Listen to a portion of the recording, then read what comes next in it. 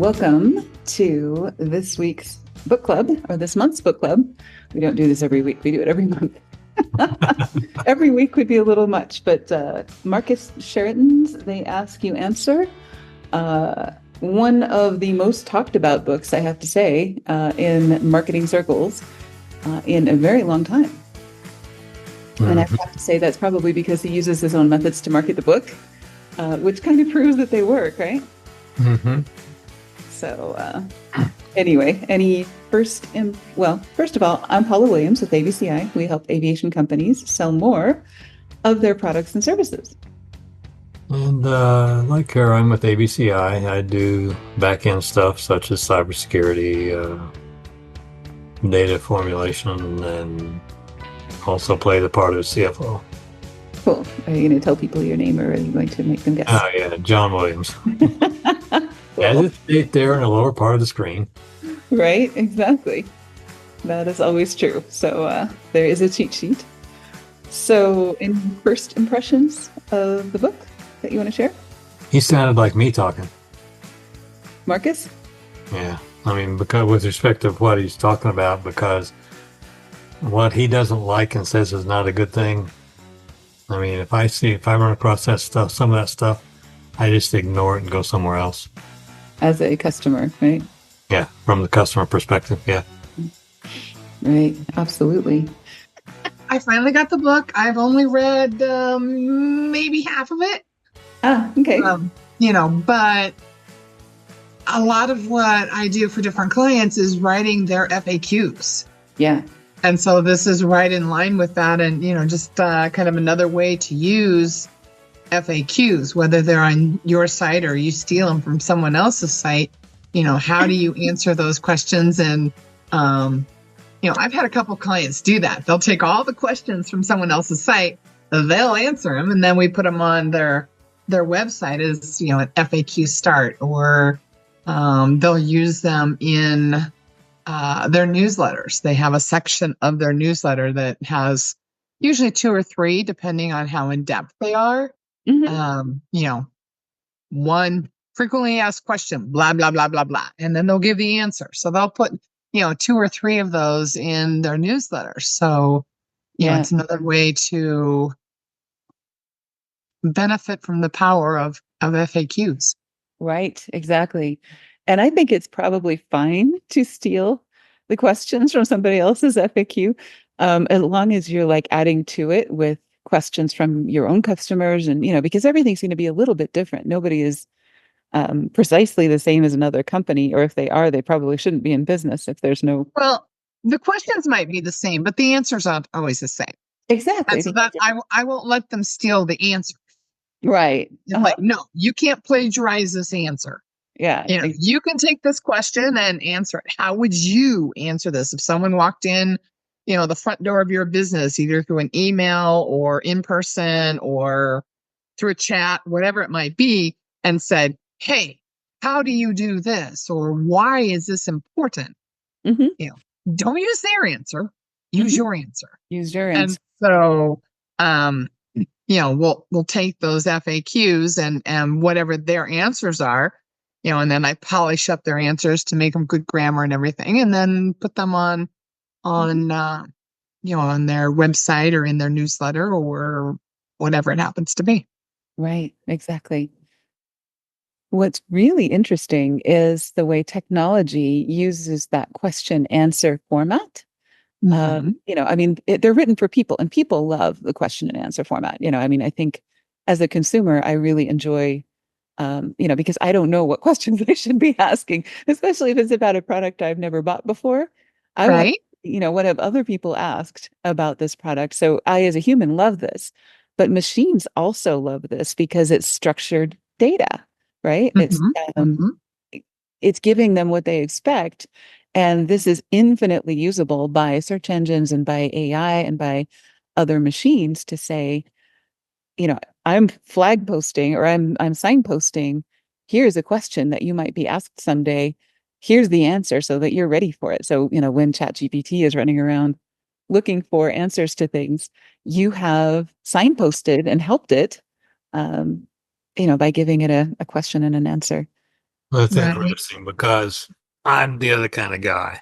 I Mhm. ask questions nobody else has. Mm-hmm. And I got that even yesterday with the vendor and said, "Oh, I got a couple of questions. Here they are. Mm-hmm. Never heard those questions before, but they're very good ones. Let me find out." They're going to add them to their FAQ. Probably. Exactly. You have just added to their library. The But the only thing you have to be quite careful about with FAQs is if you're using any kind of statistics, you Yeah. have to go in there and update those periodically. Yeah. Mhm. Depending on what the statistic is. Because if you put something out there, well, in 1992, it's like, Right. I Right. don't care about 1992. I want 2024 or at least 2020. Yeah. So if you're going to use any kind of dates or statistics, numbers, those kind of things, you want to review those every now and then. Right. And I think one of the other things that is really interesting about the FAQ kind of a situation is that is like such great base material for any other marketing materials. So you have a newsletter, you can have a question of the week, you have social media, you could do a question of the week. You have a podcast, you could answer one question, you could do a short 10 episode podcast of your most frequently asked questions. And that makes it just so much more warm and fuzzy and human than just writing it out on your website. And, you can, I know Stella, since you write scripts and things like that, you can help them get there and get comfortable with that. And a lot of times what we'll do is we'll do Zoom like this. We'll ask the question, we'll have them say the answer, we'll edit ourselves out, put in a slide with the question. And Mm-hmm. videos are just some of the best performers on YouTube. Mm-hmm. It's just Right. Or one you could question, even one make the answer. whole podcast out of Mhm. one or two questions. Yeah. Go into more depth. Yeah. So I don't know. Let's say your question was, uh, what are the three things I should look for when buying a new jet? Hmm. Like if you're Tom Lalo, Yeah. it's like, okay, in a short FAQ on your website, you'll say ABC, Yeah. but then you could do a whole entire webcast going into greater depth on A and why this is important and all the different things, and B, why this is important and all the different things. Um, you can just make them so much more detailed and more um relevant Hmm. than just quick short answer. Hmm.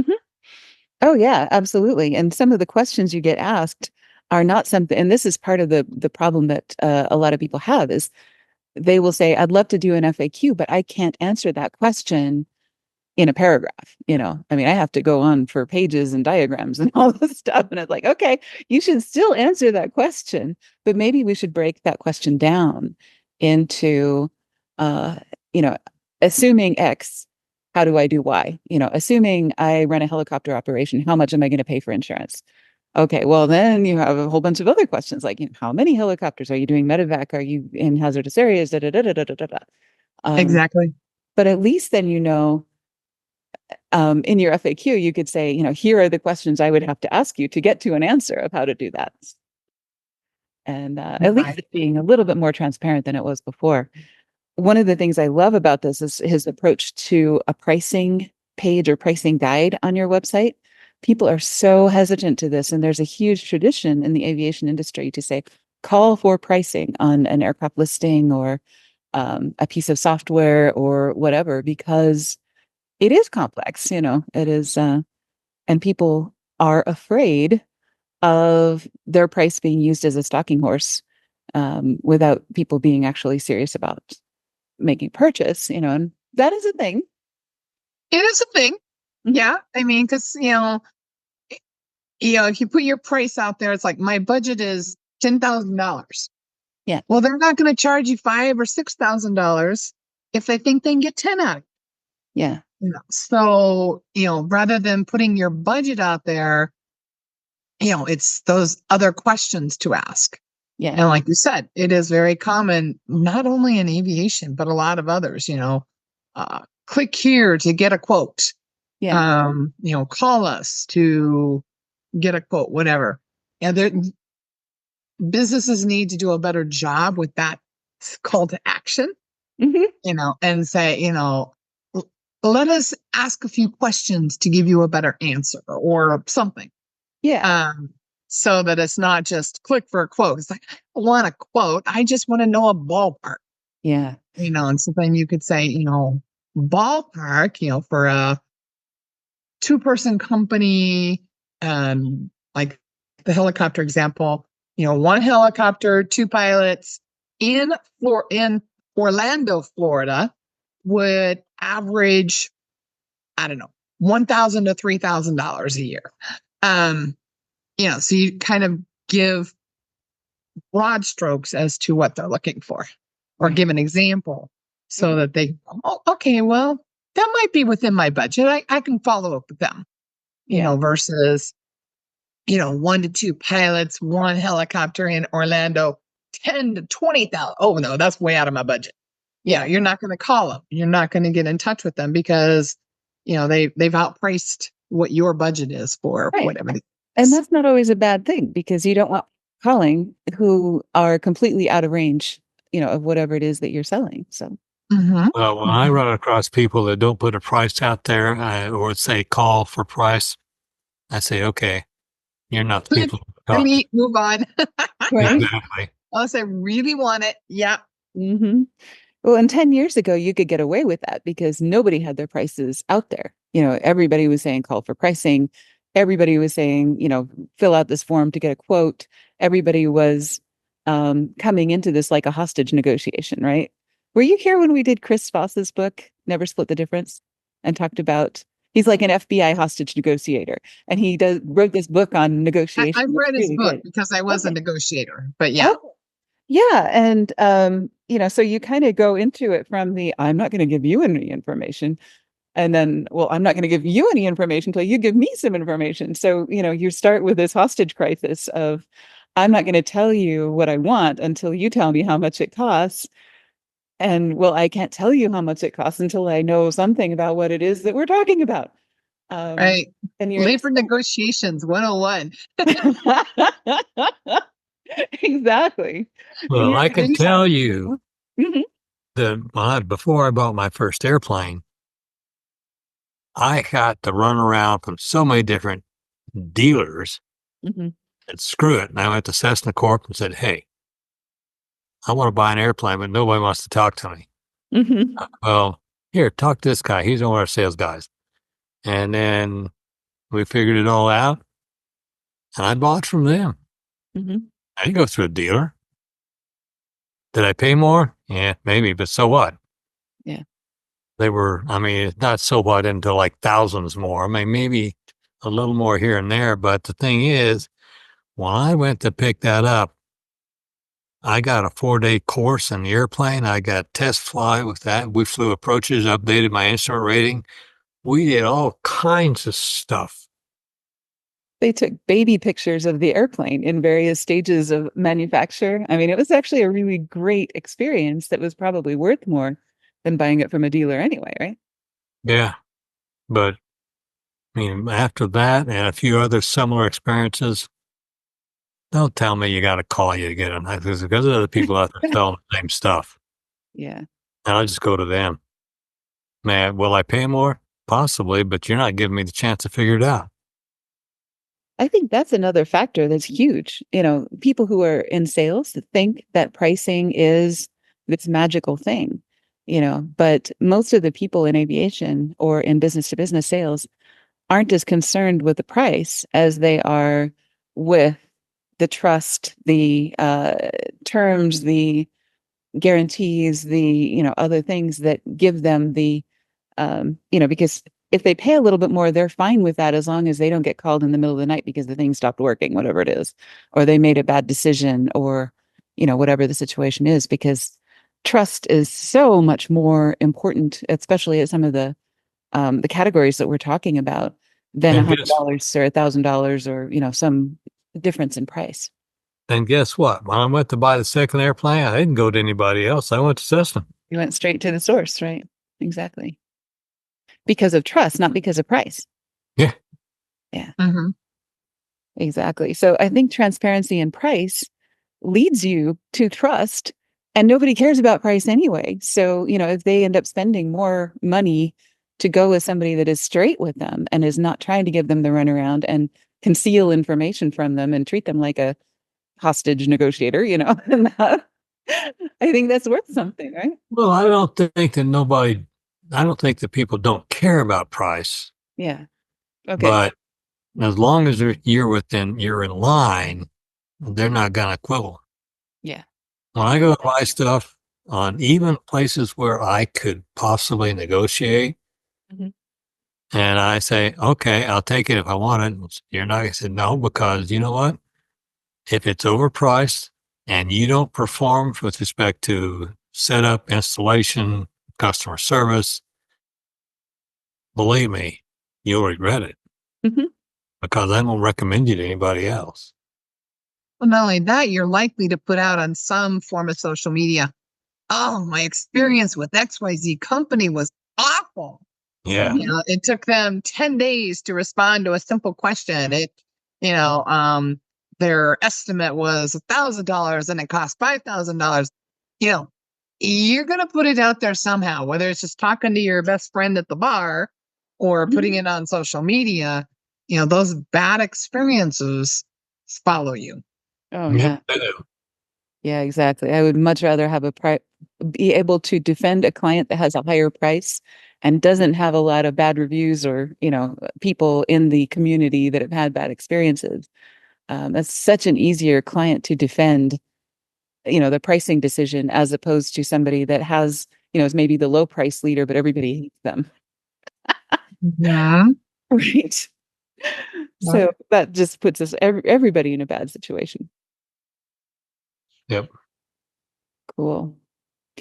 One other factor I think, is kind of interesting to talk about in the book is the transparency of process, transparency of, like we did that video for Turbines Inc. They receive an engine, a PT6 engine for overhaul, and they get it in a crate. They take the crate apart, they take the engine apart, they sandblast parts, they, do the um, fluorescent dye, they do all of the things that they do. They showed the whole thing. And I think a lot of customers love that sort of thing. A lot of companies are reluctant to show that level of detail because they don't want to teach their competitors how to do things. Well, but you can show the level of detail without showing how you do it. True. You can show a picture of a borescope, but that doesn't tell them how you go about using it. That's true. Mm-hmm. You don't have to tell them how you take apart a specific thing to get down into a fuel nozzle, but you can show the fuel nozzle after you got down to it. Mm-hmm. Or you could do a before and after picture. Fuel nozzle before, fuel nozzle after it's cleaned and put back together, showing the difference between the two without showing all the steps that went into it. Mm-hmm. You need to show a few to make sure that they understand you actually took it apart and you're not starting a new one. Yeah. Right. But yeah. But that's also a way to justify what you charge. So let's say you are more expensive than, Joe down the street. If you've got the video showing all the details and you go through this different steps that we take to make sure that this engine is in perfect operating condition when it leaves our factory back to you, you can justify charging, $1,000 more than Joe. Mm-hmm. All you know from Joe is he fixed it. Mm-hmm. What did he do? I don't know. Versus this one, you would know, okay, they did all these 10 steps to make sure that this reconditioned engine was perfect when it left their site. Right. And the other thing is, I don't know who said this, because it's not my quote, but I wish I'd been smart enough to do it. But it's pretty sarcastic, but by the same time, a sales guy from way back said, he has no problem with those who sell for less. They know what their product is worth. Ooh, that sounds very Zig Ziglar. I know, but I don't recall where I got it, but I got it. That was years and years ago. Mhm. which would have been in the Ziegler era. So, Uh-huh. yeah. Maybe it was Zig Ziglar. Right, exactly. He has a few really good one-liners, but and that I think is another thing, the norms of that era, the norms of this era. Some of the younger folks on the team, Stella, this, are, saying we should do like a day in the life of a content creator at ABCI and, show um and this, I'm sure you probably know who this is, show me getting up in the morning and having breakfast and then opening my computer and, getting started on work. And I'm like, that is never going to happen. There will be no breakfast. There will be no, none of that. I'm not ready for that level of transparency. But then I found myself yesterday, after completely nixing this idea, found myself watching a video of a day in the life of an airline pilot. And it was a transcontinental airline pilot. And he got up in the morning and he went downstairs at their hotel and ate breakfast and he packed all his stuff. And, it showed, and it was fascinating, because people love to see that window into other folks, Oh, lives and everything else. And it's cool. and it depends on who is the subject Yeah. of such a documentary. Right. Um, you know, a day in the life of a content creator, it could be rather boring. I'm sitting at my computer researching, writing, and all Mhm. you ever see is me at my computer And fingers moving. and fingers moving. Exactly. Right. Now I might take my computer and move it from my desk to the living room chair because the chair is more comfortable, you know, but I'm still doing the same thing. So, a pilot is a more glamorous um occupation to those who aren't pilots. That's true. Pilot might not think that way, but it's, oh, I always wish I could be a pilot. People would dream about that. People don't dream about being a content creator usually. Yeah, some people do actually. Some Yeah. people. I said usually. There you go. But you're right. It is not as physically demonstrably fabulous as some professions and things like that. So I guess that's, really where it comes to is this good storytelling? Is this good video? Is this interesting? And does this uh communicate something different or something unique about us versus other marketing companies? And maybe it does because our content creators live exotic places and do exotic things. And, some of them are, from different backgrounds and everything else. So that's kind of cool. But is that the kind of transparency that they're talking about? Hard to say, I really Mhm. like getting into as much as we can about competitive advantage. What are your people like compared to other people in the industry, and what is their process of getting things done, and how is that different from other people in the industry? And there's actually a deck of storyteller cards. I don't know if you've seen these pip decks, they're kind of cool. That talks about storytelling models. Mhm. And if you can figure out what the competitive advantage is, and you can figure out a storytelling model, like a hero story or a question and answer, or, what is the model for this particular story, so that we can introduce the problem, the solution, whatever, and make it have an arc of storytelling. Then I think you have something, but a day in the life, I don't know. I think it's a tradition thing, like, Zig Ziglar, they never did those kinds of videos. And then people of my age would always say, well, I never want to see what somebody has for breakfast on Twitter. You know what? Half of the Half of pictures Twitter on is this is Twitter. what I'm eating. Exactly. Look at my Food dinner. Look at blogs. my lunch. Look at my whatever. My smoothie. Right. Exactly. And I find myself watching some of these chef blogs and things like that where they're doing meal prep or whatever. Not that I'm going to do it, but it's kind of fascinating to watch. So it's Not cool. unless I'm looking for that recipe, how to make whatever. Mhm. Yeah. Yeah. No, it's cool. And I think it's a generational thing. Um, but it brings in that conflict of how much transparency is too much transparency versus too little. So, I mean, Marcus has some amazing points, but not all of them are applicable to aviation, and not all of them are applicable to our demographic because we have a really conservative group of people, Yeah, I think a more practical, at least from my standpoint, would be not a day in the life of a content creator, but how did you become a content creator? So, what in your career led you to this? Or, where did you gain your skills? What kind of skills do you need to be a content creator? So if someone wanted to be a content creator and like, get your job, I want to work 2 hours a day and make $10,000. Yeah, exactly. Or I want to be an aircraft broker, or I want to be a exactly. How did you get there? What brought you there? What kind of skills did you need? What kind of education did you need? Is it all life learning, or did you have to have a bachelor's degree in something? Something like that. What made you what you are today, rather than a day in the life. Right. So it's just a slight reframing of that material to make it a great story. Yeah. No, I love that. Good idea. I think it's going to be, one of those pendulum things. We swung way over to the privacy side of things. We swung way over to the transparency side of things. And I think we'll probably end up somewhere back in the middle. I mean, if you look at, I was thinking about this last night going, how is anybody ever going to have any privacy in the age of social media?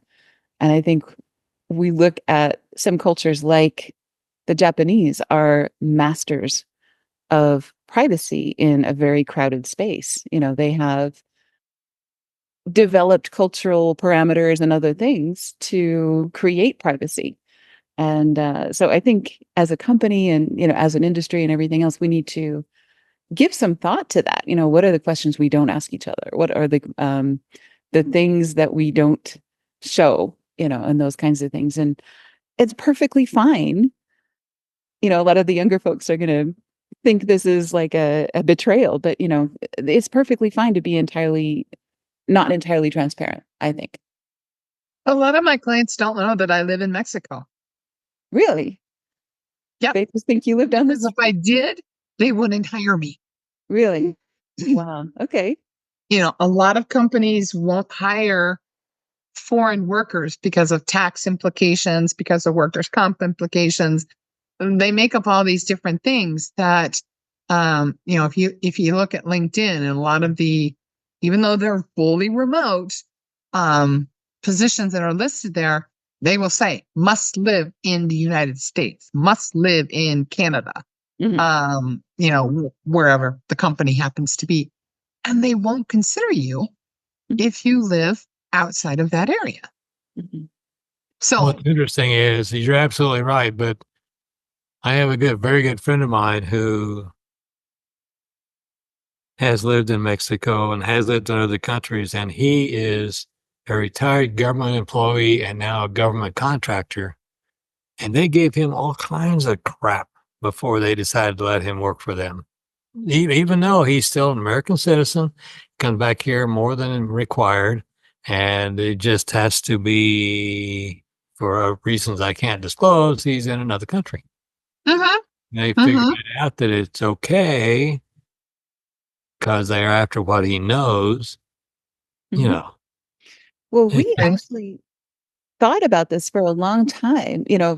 We've worked with Abdul, for forever, and he does our websites. And, for a long time, we wondered whether or not we should disclose that we are working with somebody who's overseas, for various reasons and things like that. But he's amazing at what he does, and he's up in the middle of the night. And there's lots and lots of reasons that this is a really good thing for our clients as well as ourselves. And so, a couple of years ago, you know what? We have no reason to not tell people that we have a worldwide staff, because there are huge advantages to everybody to have a wide variety of backgrounds. And trade in aviation is international also. So it's funny how, thinking back on it, how reticent we were to disclose that, even though He was the best programmer we could find anywhere, on Earth, literally.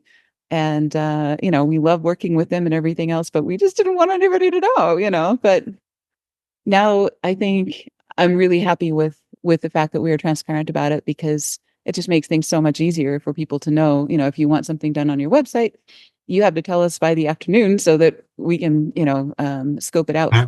for Abdul. It'll probably be done in the morning. And that's a wonderful thing. Well, and usually they're not using their website overnight. So it's a perfect time for him to do maintenance or changes or whatever, because they're not trying to access Mhm. what he's trying to access. Right. So I've got a client in the UK. Uh-huh. And their implication is they want someone from the US to write, but their advertising, so to speak, the requirements is in North America. Mexico is in North America, guys. We want lawyer cover. That's cool. I am totally covered. He said, the one of the requirements must be located in North America. Okay. Yep. He doesn't know that I'm in Mexico. And as long as I get everything in, he really doesn't care, I don't think. Mhm. But the way they advertised it must be in North America. Yeah. Implied in US, but Yeah. But I mean, this is almost like it's like any other relationship. How much do I disclose? How soon? And, we are in a period in time when transparency is kind of the value that everybody talks about and loves and wants and everything else. And I think it's a great thing uh-huh.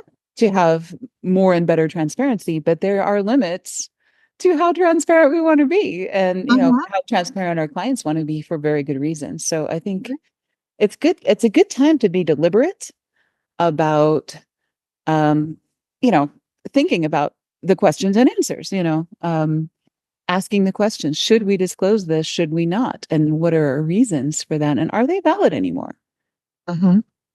So it's a really good time to think about that and think about transparency for that reason. Yep. Any other big points that I'm missing from the book that are I didn't read it all, so I'm not sure. yeah, I hear you.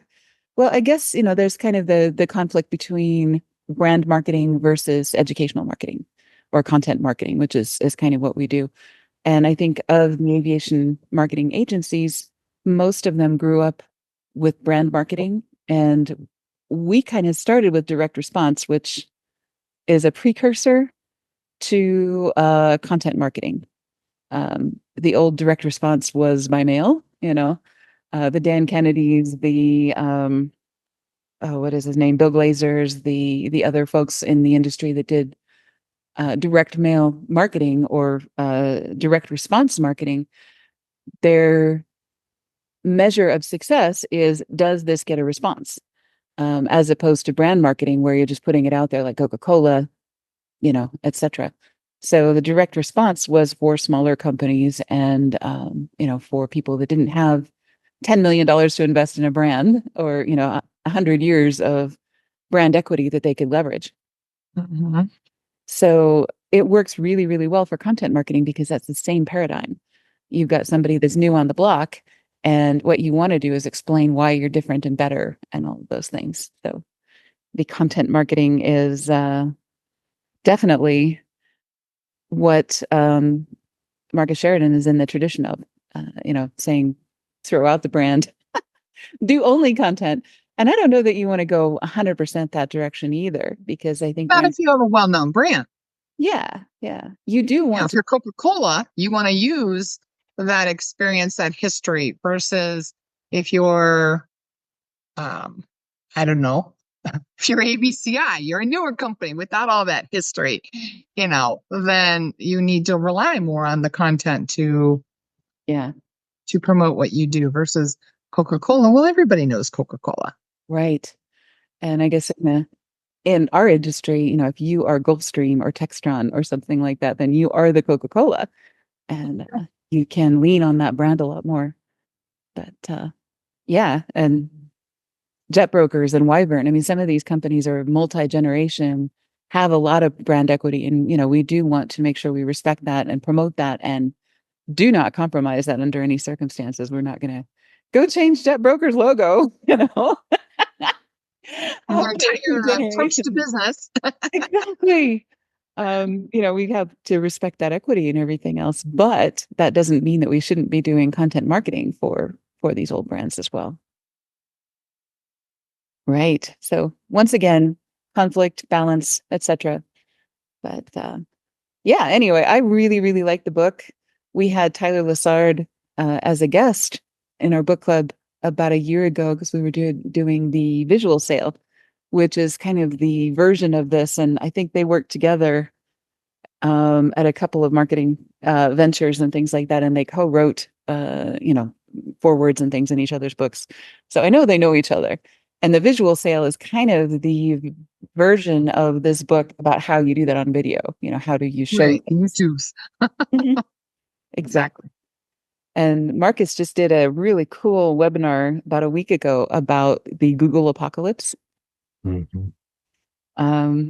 Stella, I don't know how much you've heard about that. There was a leak of some documents Rand Fishburne ran across that were internal memos at Google and things like that, and how they want to respond to the AI situation and all that stuff. And you know, some of the takeaways from that, if you're following Rand Fishkin and Marcus Sheridan, some of their takeaways are that AI is going to be able to parse short video, podcasts, other things a whole lot better.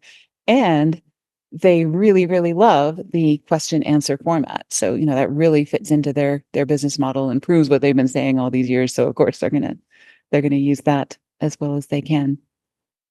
So fun stuff. I think, you know, you never go too far astray by following the advice of Marcus or Tyler Lessard or Rand Fishkin. But they do have limitations, especially for the aviation industry, of how far can you go with transparency? How far can you go with confidentiality? How far can you go with disclosure, you know, and things like that without compromising anything? Well, and I think too, that comes back to the whole culture thing and, you know, generational things. If you are a millennial, you don't think anything about transparency and sharing your entire world. This is what I had for breakfast. Who cares? You know, versus if you're, I don't know, if you're a baby boomer, you're one of the older generations, you're like, oh, why is it important that I had a muffin and a smoothie for breakfast? Right. You know, well, that's not going to interest anyone. So, you know, just that differences in what we view based on generation as to what is acceptable transparency and what is none of your business. It's not important. Invasive. Right. Exactly. And what's going to be interesting is there are some changes lurking about New York City, Los Angeles, and at least 2 other major cities have or either are in the process of banning cell phones up through senior high school. And that's going to change a lot of stuff. And the question then becomes, how do you ban a cell phone? Oh, that's actually pretty easy. Well, what they do is the schools invest in a little magnetic pouch. You put it in there, they lock it, and they have the key until you get ready to leave. Yeah. But then you have 2 phones. You put one in the pouch, you keep one in your pocket. And that's one of the things they're working through right now, because if they discovered, they take it, they don't give it back. Yeah. I mean, you gotta think about how are you going to implement, you know, you cannot have this in school, you know, just like airlines and knives and such, you know, something small and tiny. You're like, how are we going to stop that? You know, what are all the things you're going to do? And I think you're right. The consequences have to be the things that stop them, because if you have the threat of losing your phone permanently, you're probably more likely to obey the rules than, you know, someone who's just like, there's no consequences. You just can't have your phone here. Right.